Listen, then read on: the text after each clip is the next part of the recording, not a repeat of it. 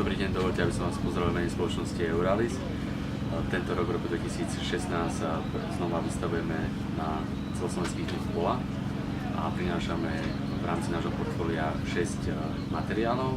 Prvým je S Allegro, je to línia, a potom prinášame 2 štandardné hybridy S Imperio, S Jason, a samozrejme prinášame aj clearfieldové hybridy S Aquarel a S Angel. Samozrejme vyzdvihnúť sme chceli S Imperio, ktorá je horúcou novinkou v tomto roku pre slovenský trh. Samozrejme má domácu registráciu, po 2 rokoch skúšania bolo uznané ako jedna z lídrov v rámci týchto pokusov.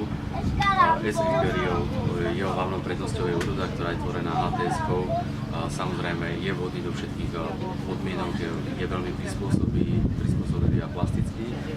Čo by sme vyzdvihli hlavne pri S Imperiu je jeho vynikajúca vyzimovateľnosť a odolnosť voči vyzimovaniu, pretože bolo to preverené aj v tomto roku v Poľskej republike, kedy S Imperio sa umiestnilo na prvom mieste z hľadiska vyzimovateľnosti, čo sú potvrdené aj pokusmi v rámci Kovoru v Poľsku.